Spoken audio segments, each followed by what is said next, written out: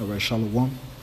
Commençons tout d'abord en donnant tout honneur et toute gloire à notre Seigneur, notre pouvoir. Yahweh, Bahasham, Yahweh Shai, Bahasham, Kodash. Yahweh, le nom du Tout-Puissant, son vrai nom, en hébreu, Yahweh. Et le nom de son fils unique, c'est Yahweh Shai, celui que le monde appelle avec ignorance Jésus-Christ. Eh bien, son nom en hébreu, c'est Yahweh Shai, qui signifie il délivre. Il est notre sauveur, notre rédempteur. Et le Hakudash, le Saint-Esprit. Lorsqu'on prie, on prie à Yahweh au nom de Yahweh Shai, au nom du Saint-Esprit. Yahweh, Bahasham, Yahweh Shai, Bahasham, Hakudash. J'ai aussi donné double honneur et respect aux apôtres, évêques et aînés de Great Millstone, que le Seigneur lui-même a établi pour guider l'élection de la nation d'Israël. Et bien sûr, ceux qui nous ont appris cette vérité. J'ai aussi donné Shalom, donc salutations et paix à l'élection de la nation d'Israël, commençant par les 144 000 hommes fidèles prophètes qui ont le témoignage de Yahweh Shai, et le reste de la multitude qui croit aux paroles du Tout-Puissant et qui attendent patiemment son salut. Alright. Donc, on va toucher sur le livre d'Apocalypse, le 9e chapitre, espérant que ce sera édifiant. Commençons directement au premier verset. Alright, so ça dit ici. Et le 5e ange sonna de la trompette, et je vis une étoile tombée du ciel sur la terre, et on lui donna la clé de la fosse sans fond. Maintenant, cette fosse sans fond fait référence à l'Europe. Lorsque tu vas dans le 20e chapitre du même livre, ça mentionne encore cette fosse sans fond qui parle de l'Europe. L'Europe est connue comme un pays, un continent nuageux. Il n'y a pas beaucoup de ressources qui sortent de là. C'est pas un continent très fertile. Donc, elle est connue comme la fosse sans fond. Verset 2. Et il ouvrit la fosse sans fond, et il s'éleva une fumée hors de la fosse, comme la fumée d'une grande fournaise, et le soleil et l'air furent obscurcis à cause de la fumée de la fosse. Mais ça fait référence à la Première Guerre mondiale. Alright. Donc, on touche ici sur des visions qu'a vu l'apôtre Jean, des derniers temps. Donc, il a vu la vision des guerres mondiales. Première, deuxième et troisième guerre mondiale, en fait. Si on va dans le livre de Apocalypse, le 8e chapitre, le dernier verset, verset 13, ça dit ici, je regardais et j'ai entendu un ange volant à travers le milieu du ciel, disant d'une voix retentissante, malheur, malheur, malheur. Donc, 3 malheurs faisant référence à ces 3 guerres mondiales qui devaient se produire. Donc, malheur, malheur, malheur aux habitants de la terre à cause des autres voix de la trompette des 3 anges qui doivent encore sonner. Donc, faisant référence aux 3 guerres mondiales. Sur le 9e chapitre, touche principalement sur la Première Guerre mondiale. Donc, lorsqu'on lit le 2e verset, que ça parle de la fumée d'une grande fournaise, eh bien, ça parle des explosifs.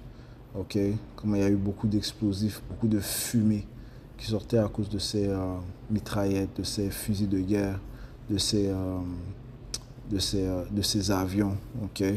Ça causait beaucoup de fumée durant cette Première Guerre mondiale. Je viens de demander au chat. Et il m'a dit si oui, les armes utilisées pendant la Première Guerre mondiale produisaient beaucoup de fumée. C'était une caractéristique majeure des combats à l'époque. Voici une explication détaillée. Les fusils et mitrailleuses, les fusils standards utilisaient au départ de la poudre noire, mais à partir de la guerre, la plupart utilisaient de la poudre sans fumée. Les mitrailleuses tiraient des centaines de cartouches par minute. Production de fumée depuis le début de la guerre. Certaines cartouches laissaient encore de la fumée, surtout les munitions bon marché. Tir continu, les mitrailleuses produisaient souvent des nuages de fumée visibles, notamment dans les tranchées à cause de l'allumage des résidus par les balles chaudes, la combustion de l'huile et des lubrifiants sur l'arme. Désolé, les balles traçantes qui laissaient des traces de fumée.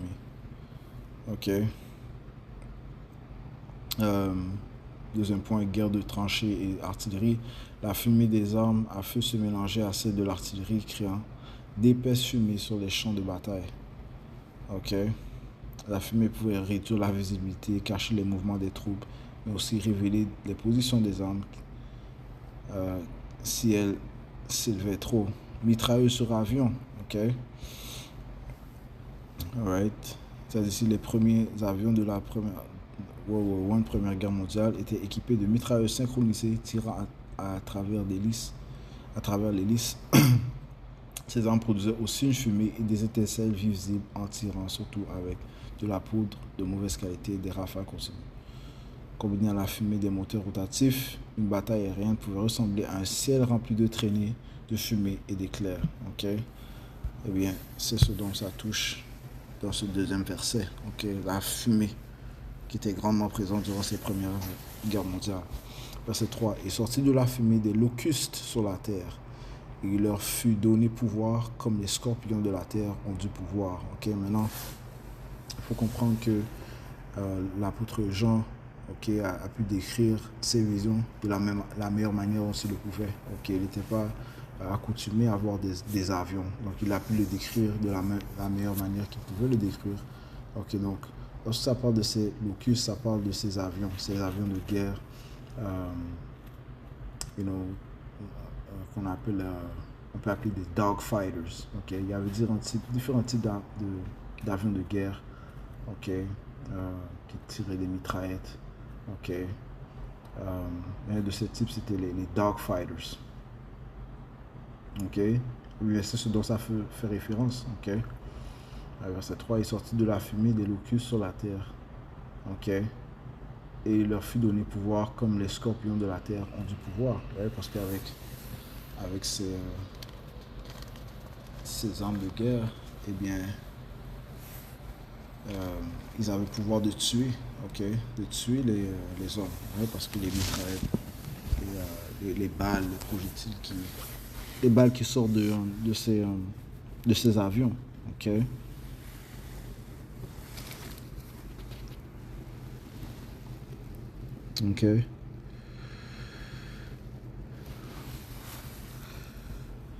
Plusieurs de ces avions avaient des mitrailleuses. Patientez un instant.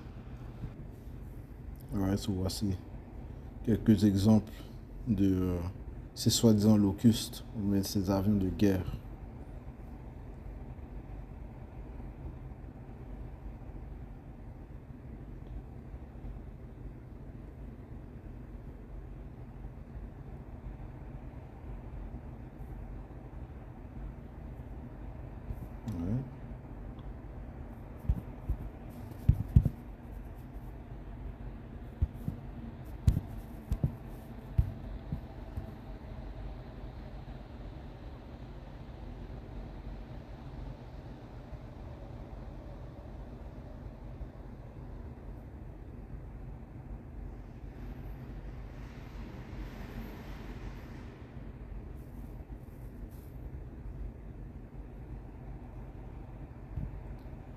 C'est ce qu'on voit ici.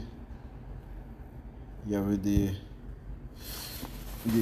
pilotes qui avaient des mitraillettes à l'avant. Il y en avait aussi des avions où il y avait deux passagers. Ils étaient bien sûr plus lourds.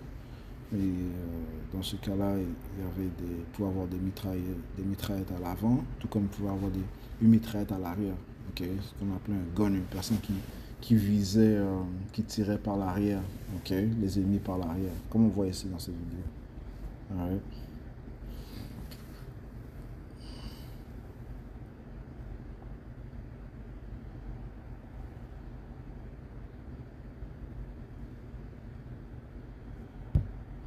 Alright. Ça, c'est la vision qu'a vue notre apôtre Jean le Révélateur.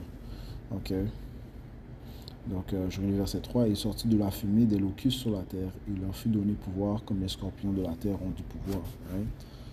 Tout comme les scorpions ont le pouvoir de tuer, eh bien, le même pour ces avions. Par leur tir, leur balle. Des mitraillettes. Verset 4. Il leur fut commandé qu'elles ne détruirent pas l'herbage de la terre, ni aucune verdure, ni aucun arbre, mais seulement aux hommes qui n'ont pas le sceau de Dieu dans leur front. Donc, ils avaient comme commande de pas blesser les arbres, la verdure, ni aucun arbre, sur la terre, qui est-ce qui devait blesser? Eh bien, d'autres hommes de guerre. Ok, d'autres hommes de guerre, sauf ceux qui avaient le sceau de Dieu dans leur front. Ok, donc il y a des hommes spécifiques qui n'ont pas été mis à mort, ok, durant cette première guerre mondiale. Ok, parce que Yahweh Hashem Yahushua les préservait. Ok. Ok, qui étaient ces hommes? Eh bien, c'était la, on peut dire les ancêtres, les, les pères, ok, quand je dis père, bien c'est sûr, c'est grand-père, arrière-grand-père, arrière-arrière-grand-père, ok, des hommes qui sont présentement dans la vérité, ok, alright, donc euh, ceux qui sont,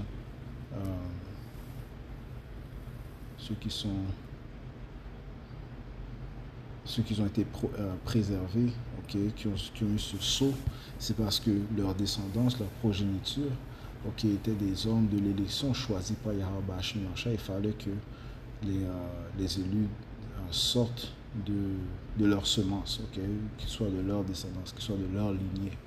Ok, donc ces hommes en particulier ont été protégés. Donc ils n'ont pas été mis à mort par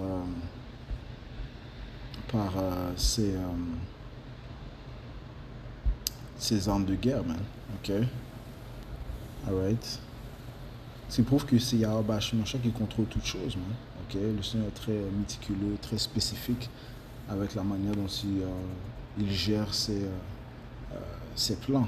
Ok, alright. Verset 5, et il leur fut donné qu'elles ne devaient pas les tuer, mais qu'ils devaient être tourmentés durant 5 mois. Et leur tourment était comme le tourment d'un scorpion lorsqu'il pique un homme. Right? Il y a des hommes qui devaient être tourmentés, okay, durant cette guerre mondiale, okay, tourmentés physiquement. Okay. Plusieurs hommes ont perdu des membres, okay, les membres de corps. Okay. Ils ont le PTSD, Post-Traumatic Stress Disorder, un désordre post-traumatique de la guerre. Ouais, ils sont tourmentés à cause des morts qu'ils ont vues, okay, les pertes qu'ils ont eues. Encore une fois, les dommages qu'ils ont reçus physiquement aussi, man. Physiquement, mentalement. Ok. Alright. Donc, ils ont été tourmentés par cette guerre, man. Et quand ça dit 5 mois, eh bien, ça parle de 5 ans, parce que la Première Guerre mondiale a duré 5 ans. Ok, ça a commencé en 1914, et le traité de Versailles qui a finalisé, okay, cette Première Guerre mondiale a été signé en 1919. Ok, donc environ 5 ans. Ok. Alright, so je relis le verset 5, il leur fut donné qu'elles ne devaient pas les tuer, mais qu'ils devaient tourmenter durant 5 mois. Et leur tourment était comme le tourment d'un scorpion lorsqu'il pique un homme. Right? Le scorpion a le pouvoir de quoi? De tuer, man. Ok. Alright, so beaucoup d'hommes ont été tourmentés, ok, à cause de ces armes de guerre. Ok. Alright. Durant cette première guerre mondiale, verset 6. Et en ces jours-là, les hommes chercheront la mort et ne la trouveront pas. Et désireront mourir et la mort s'enfuira d'eux. Right?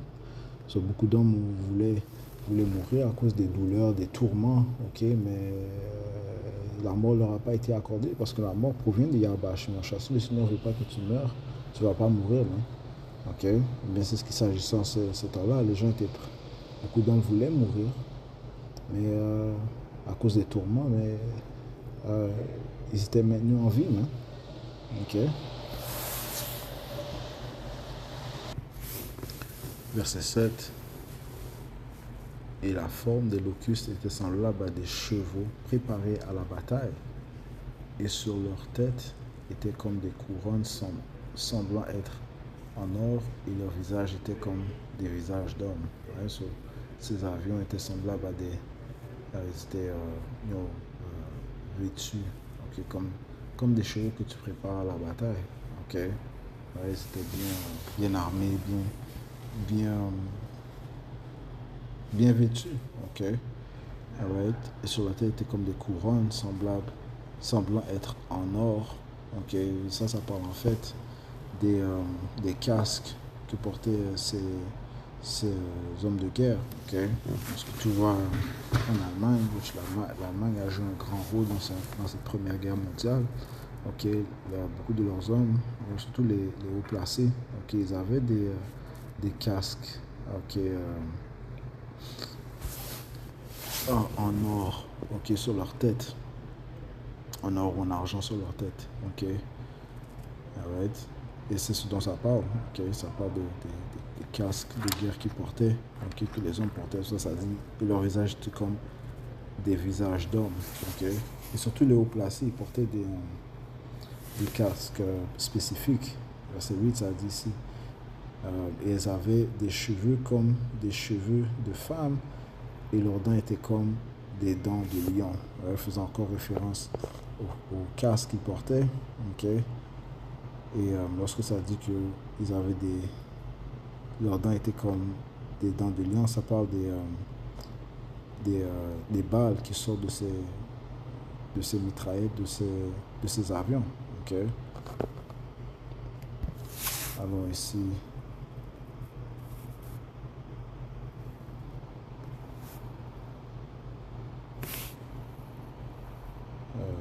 Pico.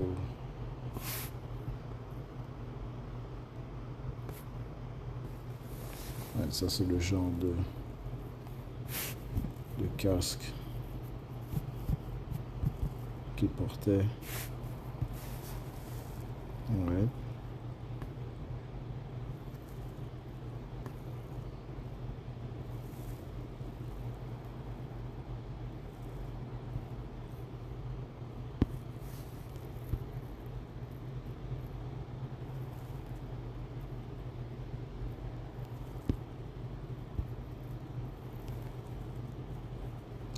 Le pickle hobby.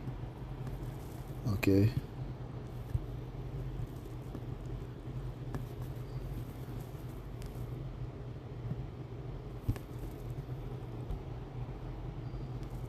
Ok.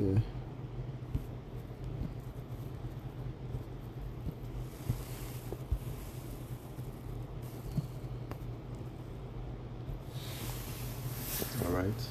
Il faut aussi mentionner que les hommes, les pilotes aussi portaient des foulards, ok, qui couvraient leur face aussi, ok, à cause que, comme mentionné plus tôt, les avions, ok, créaient beaucoup de fumée aussi, ok.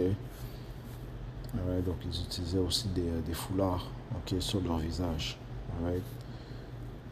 Sur verset 8, ils avaient des cheveux comme des cheveux de femmes, ok, comme on a vu sur le casque, et leurs dents étaient comme des dents de lion, ok, parlant des balles qui sortent de ces avions de guerre.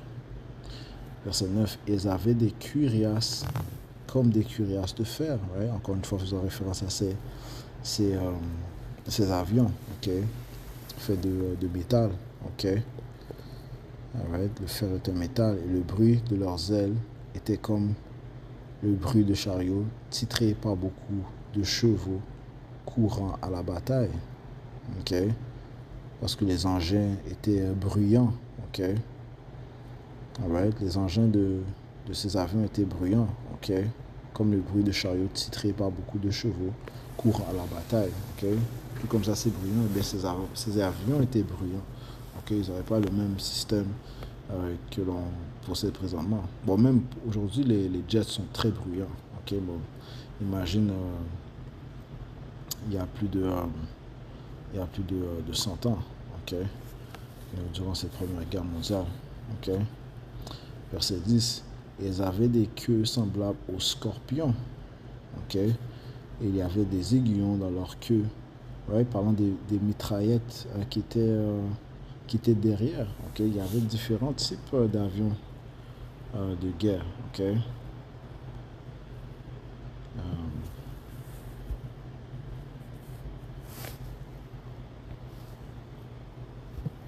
Quel type d'avion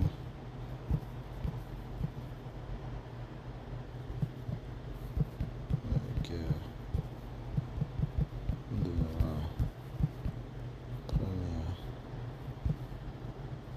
Quel type d'avion de la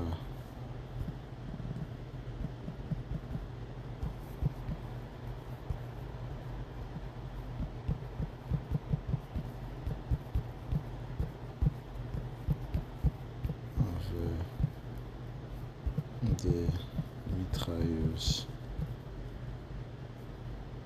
Mitraillettes à l'arrière.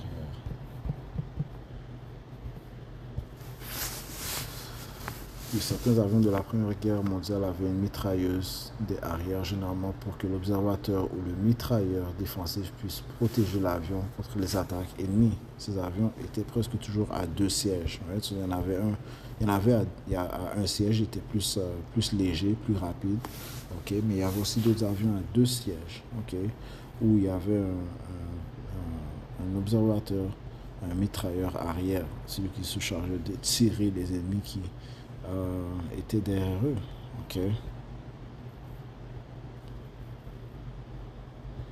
Right? Bon, ça dit que même dans ces avions à 2 places, il y avait une mitrailleuse fixée à l'avant pour le pilote, une mitrailleuse mobile à l'arrière pour l'observateur. Chasse, reconnaissance, parfois bombardement léger. Alright.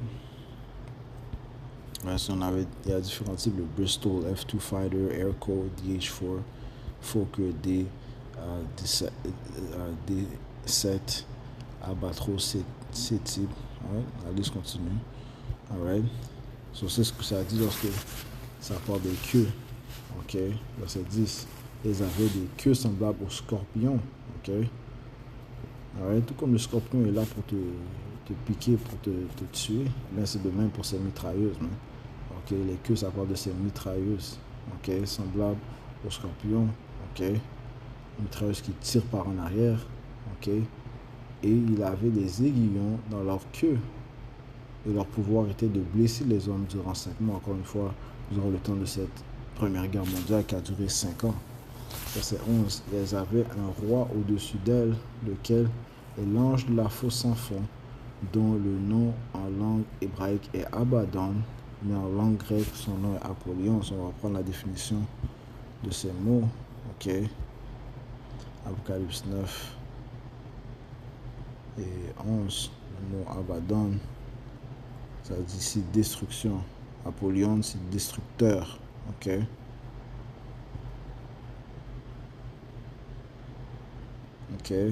Ruine, destruction, le destructeur. Alright. Et ceci fait référence à Kaiser Wilhelm, qui a joué un rôle important durant cette Première Guerre mondiale. C'est lui en fait qui a, on peut dire, incité l'Austrie-Hongarie à attaquer la Serbie.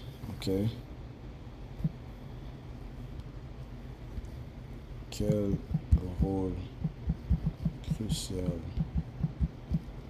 est-ce que Kaiser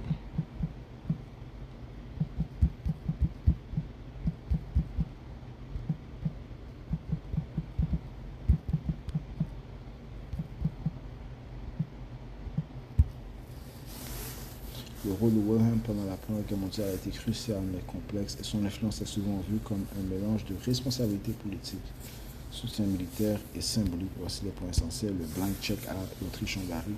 Après l'assassinat de l'archiduc François Ferdinand en 1914, Wilhelm a donné un soutien total à l'Autriche-Hongrie, même si cela risquait de provoquer une guerre avec la Russie, parce que c'est un Serbe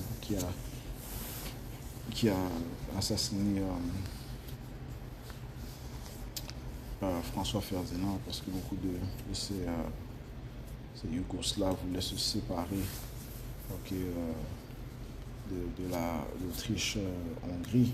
Eh bien, c'est un nationaliste qui a voulu faire ça, qui a fait ça, qui a assassiné François Ferdinand. Eh bien, cela a été, on peut dire, l'élément déclenchant de cette Première Guerre mondiale. Tout se fait graduellement. Il y avait d'autres événements, bien sûr, qui étaient la cause. Donc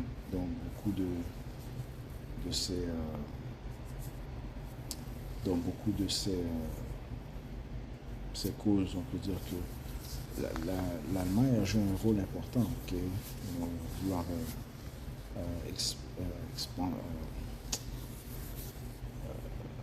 agrandir son royaume, son empire, investir dans, dans les militaires, dans le militaire, ok, de l'Allemagne, ok, ils avaient une grande ils augmentaient leur influence économique, ce qui aussi provoquait d'autres nations édomites, ok. Et là, après l'assassinat où ils voulaient aussi coloniser plus de terres. Et il y avait différents conflits, il y avait des alliances qui se faisaient entre certains pays édomites et d'autres pays édomites, puis d'autres étaient... ceci créait des conflits avec d'autres pays édomites, okay, les différentes alliances qui se faisaient. Okay. Donc tout ça était des choses qui ont influencé cette Première Guerre mondiale. L'Allemagne a joué un rôle important aussi. Hein. Okay. Il faut aussi qu'elle voulait constamment agrandir sa force militaire. Okay. Donc, beaucoup voyaient ça comme une menace. Right? So, dès que cet individu a été mis à mort, François Ferdinand a été mis à mort, l'Allemagne, okay, sous le règne de l'empereur Wilhelm, a dit qu'on va donner notre soutien à l'Autriche-Hongrie. Okay?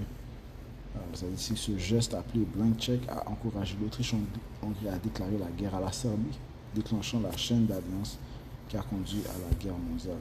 Okay? Puis là, soudainement, d'autres se sont joints. Okay? Les alliés se sont joints avec leurs alliés. Okay? Et ont commencé à se battre contre leurs ennemis. Okay? Donc il y avait aussi une deuxième raison, okay, de l'influence de Kaiser Wilhelm, c'est la politique étrangère agressive, okay, le world politic. Wilhelm a promu une politique allemande expansionniste, right, comme je disais plus tôt, construction d'une grande flotte de guerre pour rivaliser avec le Royaume-Uni, pression diplomatique en Europe et dans les colonies. Cette politique a augmenté la méfiance des autres puissances européennes, préparant le terrain pour le conflit. Voilà. Okay. Right, so, ces Idomites, ce sont des individus qui ont toujours de la jalousie envers l'autre. Ok, convoitent. Ok, right. Ils sont toujours divisés. Ok, ils sont jamais en paix en eux et entre eux. Ok, c'est pour ça que l'Apocalypse 6 te dit qu'ils allaient se tuer les uns les autres. Ok, Apocalypse 6 te dit ça. Il faut laisse-moi prendre ça. Ok, so, il y a toujours eu des divisions entre ces Édomites. Ok, ouais, et ceux qui sont responsables des guerres mondiales qui se sont produites sur la planète Terre, ces Édomites qui sont à la tête de ces guerres mondiales. Apocalypse 6 et verset 4. Et alors sortit un autre cheval roux, okay, bien rouge, à celui qui le montait, et il fut donné d'ôter la paix de la terre. Ouais, c'est ça, cette entité fait référence à Esau, Edom autoproclamé en blanc. Okay, il fut donné d'ôter la paix de la terre et de faire que les hommes s'entretuent. Okay?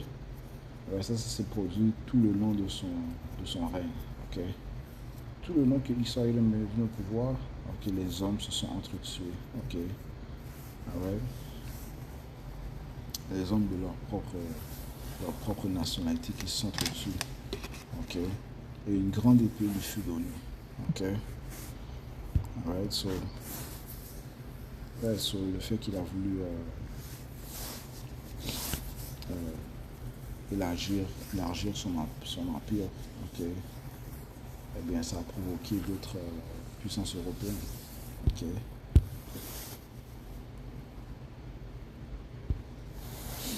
Ça dit ici, le troisième point, Wilhelm a approuvé le plan Schlieffen qui consistait à envahir la Belgique pour attaquer rapidement la France.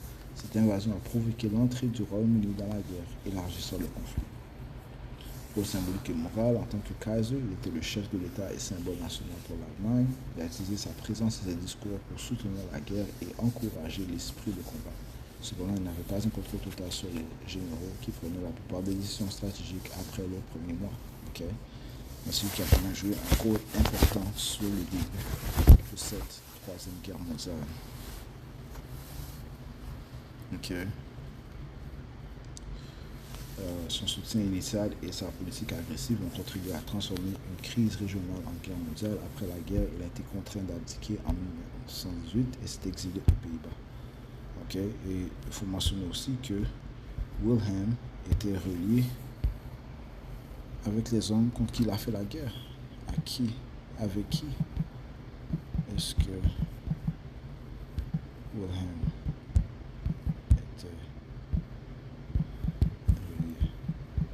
était relié à la famille royale du Royaume-Uni et de la Russie. Okay. Wilhelm était relié à plusieurs dirigeants européens importants, surtout par des liens familiaux royaux et des alliances politiques. Liens familiaux très importants, le Royaume-Uni, okay, Georges V, c'est son cousin.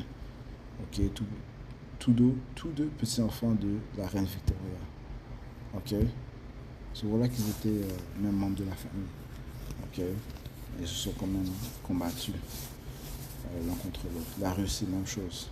Cousins par alliance et famille. La famille royale était étroitement liée. Donc les dirigeants de l'Allemagne, du Royaume-Uni et de la Russie étaient de la même famille élargie. Okay? Mais se sont quand même entretués les uns des autres. Right?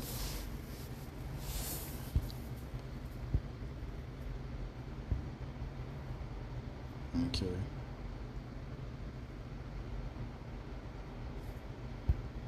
Ses adversaires, malgré les liens familiaux, même s'ils étaient liés, Wilhelm était en guerre contre France, le Royaume-Uni et la Russie. Ce qui montre une grande ironie, des rois cousins se sont retrouvés ennemis dans une guerre mondiale. Yeah. Ce qui prouve qu'il n'y a aucun honneur, aucune union avec ces Édomites. Right? Ces autoproclamés en blanc. Right? So,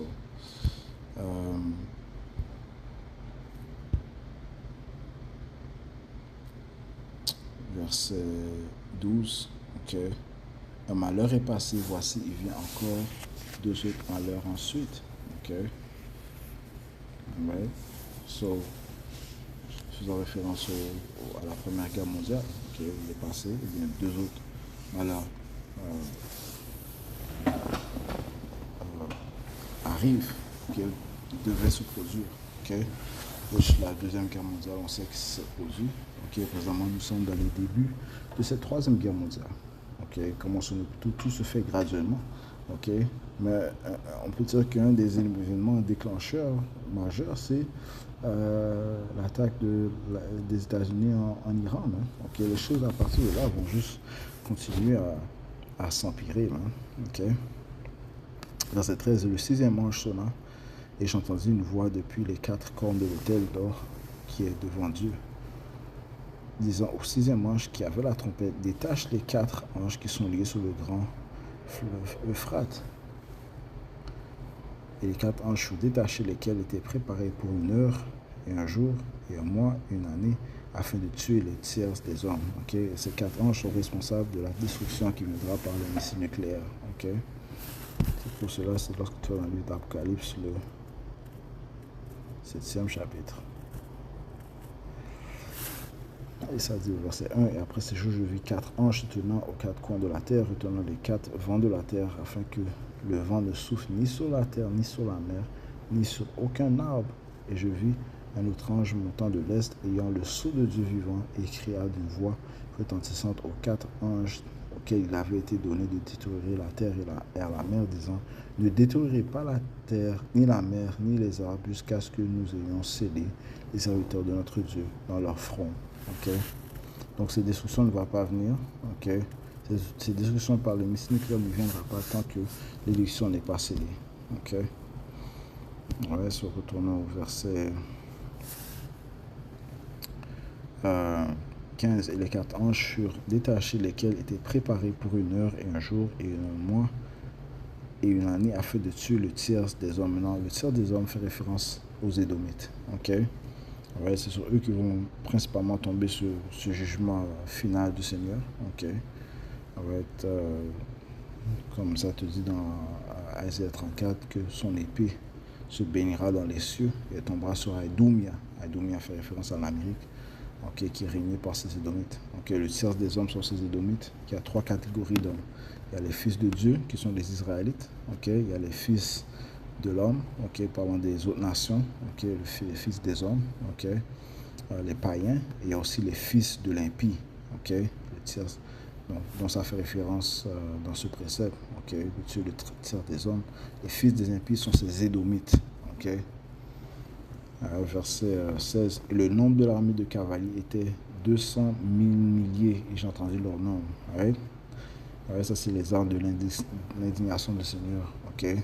C'est 200 000 milliers, fait référence aux ogives qui se trouvent dans les missiles nucléaires, ok, qui sont préparés pour 1 heure et 1 jour et 1 mois et 1 année, ok, pour apporter cette destruction finale, ok, ok. Ouais, c'est 200 000 milliers, ok, ou bien 200 millions, ok, ouais, d'ogives. Donc il y a plusieurs ogives que tu vas trouver dans un missile nucléaire. Juste récemment, la Chine a parlé d'une de leurs armes de destruction massive, appelée le 61. Il y a 60 ogives et une bombe hydrogène, ok, dans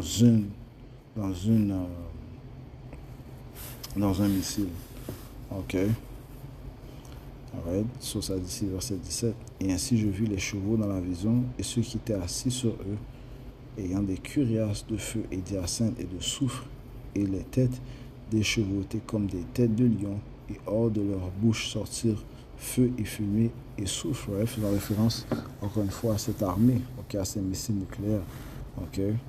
Right. Hors de leur bouche sortir feu, ouais, parce que le pouvoir, donc le feu, la puissance, les explosifs se trouvent à la tête de ces missiles nucléaires. Ok. Alright. Il y a son derrière, le reste du corps, c'est vraiment ça qui propelle le missile à se rendre à sa destination, mais le vrai pouvoir se trouve à sa tête. Ok.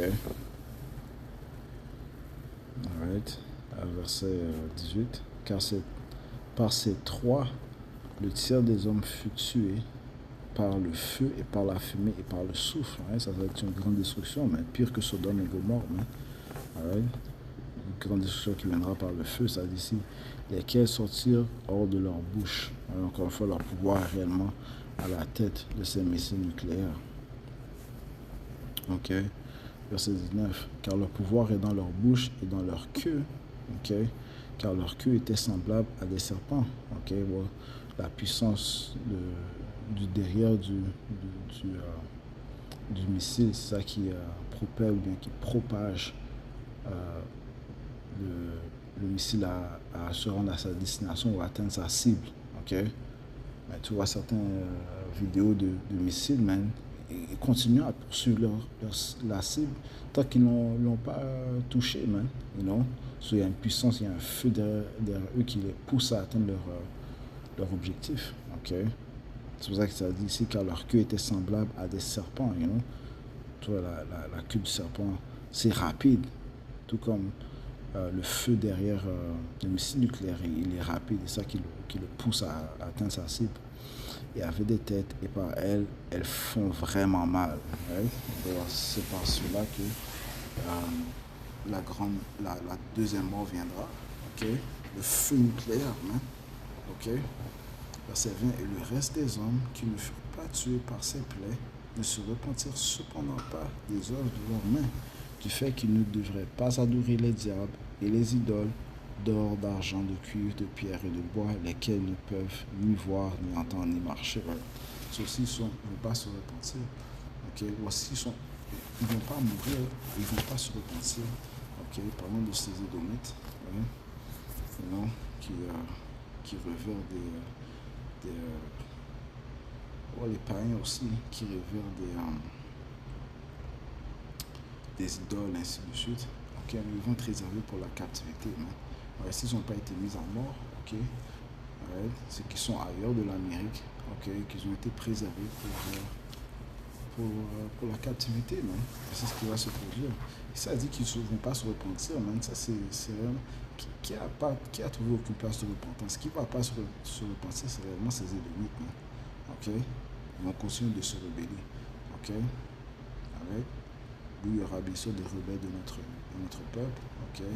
Ils vont refuser de s'agenouiller à Yahusha, et bien, Luc 19 et 27 va se produire. Ok? Donc ça, c'est les Édomites, mais ils vont être et les autres nations vont être préservées pour la captivité. Verset 29, verset 21, et ils ne se repentirent pas non plus de leur meurtre, ni de leur sorcellerie, ni de leur fornication, ni de leur vol. Ok? Ouais, ils vont être réservés pour la captivité. Ok? Ils vont devoir subir le jugement atroce qui les attend. Hein? Ok? Ouais, donc, ça c'était le livre de Apocalypse, le 9e chapitre. Ok? J'espère que ça a été édifiant. On va conclure devant tout honneur et toute gloire à notre Seigneur le pouvoir. Yahweh, Ba'ashem, Yahawashi, Ba'ashem, Hakodash, et béni et sposa pour de Millstone. Shalom, nos élus.